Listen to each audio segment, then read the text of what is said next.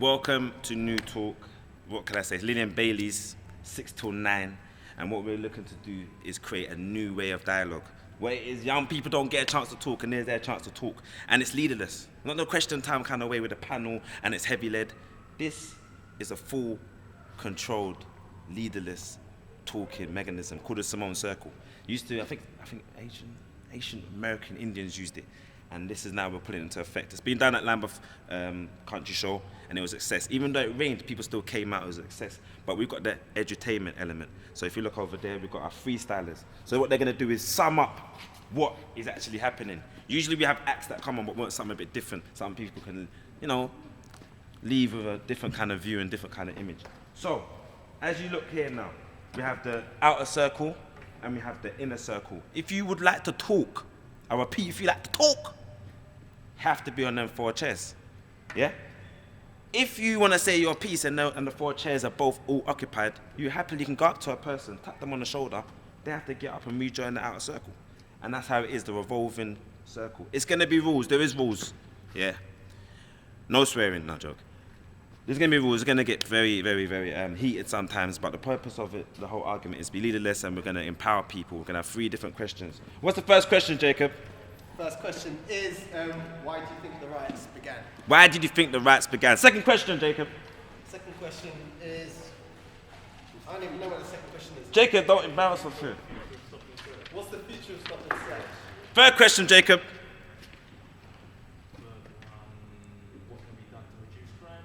Yeah, what can be done to reduce crime, increase the peace? Yeah? So that's what we're going to have. They're all going to be timed and they're going to be done.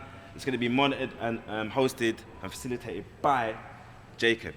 And he's going to enforce the rules. He's not going to be in part of the whole thing, but he's going to enforce the rules, making sure people get up when they're supposed to and get involved and get engaged. Later on, I'm going to bring the edutainment kind of level. I might even do a song. I might do a little lyric, you get me? Hi, my name's Daniel Barrell. Hip-hop name A-Class. This is Black Visions. A little bit about what inspired me to come down was that it was something fresh, something new. You could get to express yourself, hear other people's opinions of current events of what's going on.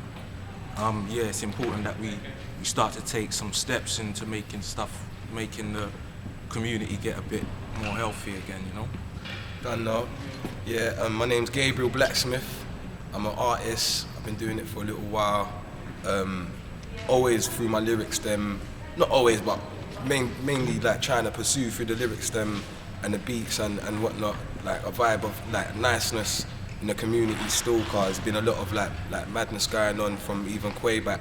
So even like from even when man was a youth, man wanted even just things to be alright, you know what I mean, and nice and that. So this is a beautiful opportunity because I haven't really seen it anything other than like, you know what I mean. There might be, but this is what I'm hearing, and I'm here to even show the support and see what can be done, if something could be done as well.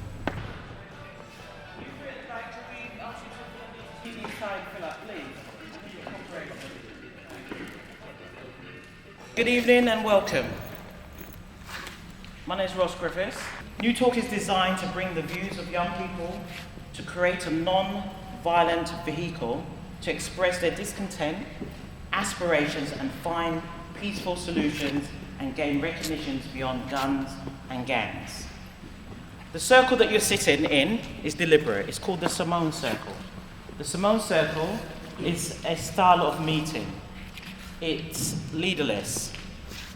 Normally, you have open house meetings where there's a top table with professionals and panels with the chairperson, and it promotes monologue.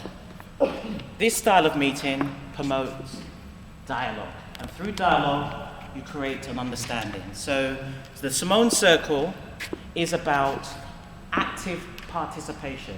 So all of you sitting on the outer circle, you be passively listening. The dialogue starts here. So if you want to be a part of the dialogue, there's 2 processes. If you're not speaking, you're still participating because you're doing what? Listening. Right, and listening is as important as talking.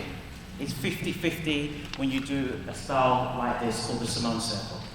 So what happens is there are 3 questions that we're going to look at. The questions are, what motivated young people to take part in the Brixton Riots? What is the future of stop and search? And the top 3 ways to reduce crime in our community. Now what happens is, okay, so when I announced the question that we were talking about, there are 4 seats here for 4 people to come and sit down. And only people inside this circle may speak. And if anybody else wants to speak, what they need to do is stand behind someone who either they think is just long or someone who basically they think has spoken enough. And so they stand behind them, and then that person will then leave, or should leave.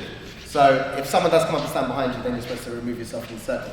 That person then sits down, and then they're in the circle and they can participate. So really, I shouldn't really be saying much at all. The discussion should just kind of just flow. Okay, so we're gonna start off with the first question, which is what motivated young people to take part in the Brixton Riots. Now, I'm pretty sure that everybody has an opinion on that. We're looking specifically at the Brixton Riots itself, and obviously the riots took part in a number of different parts of the country during the summer. We're looking at the specific reasons in Brixton. Now, there are a lot of other reasons why they took place in Gloucester, or they took place in Manchester, or Liverpool, but we're looking specifically at South London, in this particular part of South London. So if I could possibly invite a member of the police to join the circle initially, to perhaps give your opinion as to why the riot started. Hello, my name's Patrick Payne. I'm a Chief Inspector on Lambeth Borough. I've been on the borough since 2006. Left for a few months when I was in the Home Office tackling knives and serious youth violence action programme. I came back to the borough just under 2 years ago now. And the question is, what motivated young people to take part in the Brixton Riot? Well, there's 3 things that really jump out to my mind. The first thing is a sense of total immunity from the law. Safety in numbers, personal gain and greed. But above all, it was a sense of people, what motivated them was actually to join in a group to go about and cause what I can quite frankly say was a night of total, really mindless criminality which happened in Brixton. And certainly it was seen on the media as well, happening in other parts of London, what actually happened. And it's quite interesting because 25% of all those that took part in it that were charged were actually under the age of 18. So that's a high number of young people. And of those, about 15% had never, ever been in trouble, in contact with the police before.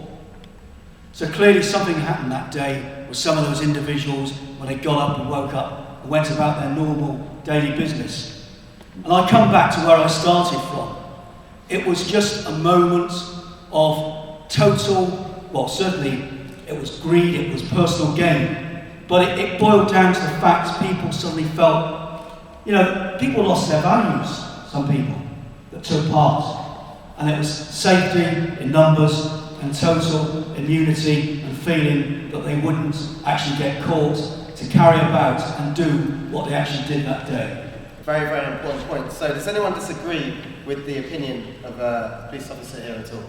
Or do we all agree? If we all agree, then it's fine.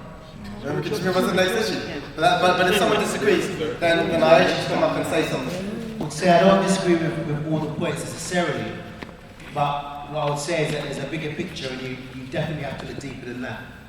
One of the things that stood out was that it did happen in poorer areas. And you have to look at why are there pockets of areas that are in poverty? Why are there pockets of areas that are more discriminated against? And then you have to look at if you've got nothing to lose and if you feel like you've been oppressed or you feel like there's situations and you get a chance to lash back, then that is a motivation. So for example, if you're got me on the floor and you're kicking me and you're beating me and then you step off, I've got a minute to get up and give you a slap back. And there's an element of, okay, this is our opportunity to lash back. So there's more to motivation than just greed and some of the things that you highlight. Hello, my name is Simon, co-founder and studio manager of Husbox Design Agency. And I disagree with the points, reason being is because if you suppress the people long enough, eventually they'll rebel. And it's going to the point where a lot of young people have lost hope in the system. They've lost hope in a system that they once believed in a system that they thought could further and better themselves. And obviously, as a result of that, there's been a lot of tension that has built up. So when the young people saw an opportunity, they seized that. And they wanted to fight back against a system that they thought had failed them. So I would say you have to definitely look much deeper than that. And I would say that there's a lot of underlying root causes that has caused the riots. My name is Dave Alex, youth and community worker. I totally disagree with what you were saying a little while ago. I mean, I can only go back to the first riot because the reason why I go back to it because it's no different to this riot. I mean, every time we as black people riot, it's always got something to do with the police, whether it's the police arresting somebody and beating somebody up or people getting killed in custody. I mean, we feel that there is no justice, and the only way we can get justice sometimes is to go out in the streets that you are supposed to protect us in. And if we're not feeling that you're protecting us, then we will have to go out in the streets. I mean, it wasn't nothing about, I keep hearing this new word now, criminality and all this stuff. Where was that word before? Where was that word before the riots? These are words that they're trying to criminalise young people with because they're fighting for their rights. Now, the first thing that happened is that a man got shot.